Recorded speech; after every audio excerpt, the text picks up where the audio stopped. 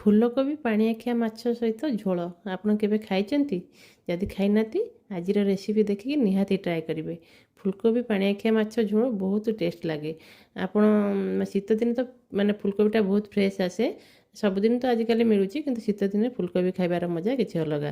ଫୁଲକୋବିକି ଭଲ ଭାବରେ ବଡ଼ ବଡ଼ ସାଇଜ୍ କରି କାଟିଦେବେ। ତା ଦେହରେ ମୁଁ କିଛି ସାରୁ ଆଉ ଆଳୁ, ପିଆଜ, ଟମାଟୋ, ଅଦା ରସୁଣ ପେଷ୍ଟ କରିକି ରଖିଦେଇଛି। ଫୁଲକୋବିକି ତେଲରେ ଲୁଣ ହଳଦୀ ଦେଇକି ଟିକେ ଲାଲ ହେବା ଯାଏଁ ତାକୁ ଭାଜିଦେବା ଭଲ ଭାବରେ। ଟିକେ ଘୋଡ଼େଇକି ଭାଜିଦେବା, ଯାହାଦ୍ୱାରା ଆମର ମାନେ ରୋଷେଇ କରିବାକୁ କମ୍ ଟାଇମ୍ ଲାଗିବ। ଫୁଲକୋବିଟା ଲାଲ ହେଇକି ଭାଜି ହେଇ ଆସିଲାକୁ ତାକୁ କାଢ଼ିଦେବା। ତାପରେ ଯେଉଁ ଆମେ ଆଳୁକୁ ଏମିତି ଲମ୍ବା ଲମ୍ବା ଟାଇପ୍ର ମୁଁ କାଟିଛି, ସାରୁ ପକାଇଛି। ଆପଣ ଚାହିଁଲେ ସ୍କିପ୍ କରିପାରିବେ। ସାରୁଟା ପକାଇଲେ ତରକାରୀଟା ଟିକେ ବହଳିଆ ହୁଏ, ଟେଷ୍ଟ ବି ଭଲ ଲାଗେ। ଯେଉଁମାନଙ୍କୁ ସାରୁ ପସନ୍ଦ ଆଡ଼୍ କରିବେ, ନହେଲେ ସ୍କିପ୍ କରିପାରିବେ। ଆଳୁ ସାରୁ ସବୁ ତାକୁ ବି ତେଲରେ ମାନେ ମୁଁ ଯେଉଁ କାଟିକି ରଖିଛି ତାକୁ ଟିକେ ତେଲରେ ଆମେ ଭଲ ଭାବରେ ଘୋଡ଼େଇକି ଘୋଡ଼େଇବା ଦ୍ୱାରା ଆମର ପରିବାଟି ମାନେ 50% ସିଝିଯାଏ। ମସଲା କଷିଲା ବେଳେ ସୁବିଧା ହୁଏ, ଜଲ୍ଦି ତରକାରୀଟି ହେଇଯାଏ। ସାରୁ ଆଳୁକୁ ବି ଏମିତି ଲାଲ ଯାଏଁ ଭାଜିଦେବା। ତାପରେ ମାଛ ଯେଉଁ ଆମେ ମ୍ୟାରିନେଟ୍ କରି ରଖିଥିଲି, ମୁଁ ମାନେ ଲୁଣ ହଳଦୀ ଲଙ୍କାଗୁଣ୍ଡ ଟିକେ ଦେଇକି ଗୋଳେଇକି ରଖିଦେଇଥିଲି, ମାଛକୁ କଢ଼ା କରିକି ତେଲ ଟିକେ ଦେଇକି ଆପଣ ଏମିତି ଫ୍ରାଏ କରିଦେବେ। ସବୁ ଗୁଡ଼ାକ ମାଛ ଏମିତି ଆମେ ଫ୍ରାଏ କରିକି କାଢ଼ିଦେବା। ମାଛଟାକୁ ଟିକେ ଭଲ ଭାବରେ ଆପଣ ଭାଜିବେ। ମିଡ଼ିୟମ୍ ହାଇରେ ମାଛକୁ ଏମିତି ଦେଖିପାରୁଥିବେ କେମିତି ଭାଜିଛି, ସେଇ ଟାଇପ୍ର ପୋଡ଼ ପୋଡ଼ କରିକି ମାଛକୁ ଭାଜିଦେବେ।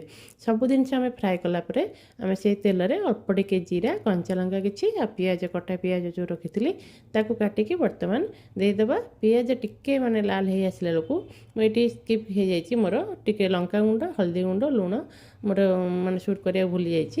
ଏହି ସମୟରେ ଆପଣ ଦେଇଦେଲେ ତେଲରେ କଲର୍ ବି ଭଲ ଆସେ। ଆଉ ଏହି ସମୟରେ ଦେଇଦେବେ ଟମାଟୋ ଆଉ ମସଲା ଯେଉଁ ବାଟିକି ରଖିଥିଲେ ଅଦା ରସୁଣ ପିଆଜର ପେଷ୍ଟ, ତାକୁ ଦେଇକି ଭଲ ଭାବରେ କଷିଦେବା। କଷି ହେଇ ଆସିଲାକୁ ଆମେ ଯେଉଁ ଭାଜିକି ରଖିଥିଲେ ଫୁଲକୋବି ଆଳୁ ସାରୁ ତାକୁ ପକାଇକି ଆଉ 5 ମିନିଟ୍ କଷିଦେବା, ଯାହାଦ୍ୱାରା ମସଲା ମାନେ ପରିବା ସହିତ ଭଲ ଭାବରେ ମସଲା ମାନେ ପିଇଯାଏ, ଭଲ ଲାଗେ, ଟେଷ୍ଟ ଲାଗେ। 5 ମିନିଟ୍ ତାକୁ ଆମେ କଷିଦେବା। କଷିଲା ପରେ କଷି ହେଇଗଲେ ପାଣି ଦେଇଦେବା ଦରକାର ମୁତାବକ। ଆପଣ ଯେତିକି ଗ୍ରେଭି ଚାହୁଁଥିବେ, ଗରମ ଭାତରେ ତରକାରୀ ଭଲ ଲାଗେ ତ ସେହି ହିସାବରେ ପାଣି ଦେଇକି ଆମେ ବର୍ତ୍ତମାନ ପାଣି ଫୁଟିଲା ପରେ ମାଛଟିକି ପକାଇଦେବା। ତା ଭିତରେ ତ ପରିବା ଆମର ସବୁ ସିଝି ଯାଇଥିବ, ମାଛଟି ଆଡ଼୍ କରିଦେବା।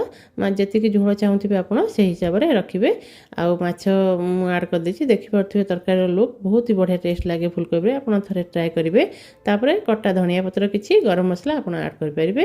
ତ ଏଇ ମାନେ ପାଣିଆଖିଆ ଫୁଲକୋବିର ଝୋଳଟା ବହୁତ ଟେଷ୍ଟ ଲାଗେ, ଗରମ ଭାତରେ ଖାଇବାକୁ ଭଲ ଲାଗେ। ଆପଣ ଯଦି କରିଥିବେ ତ ଜାଣିଥିବେ, ନହେଲେ ନିହାତି ଟ୍ରାଏ କରିବେ।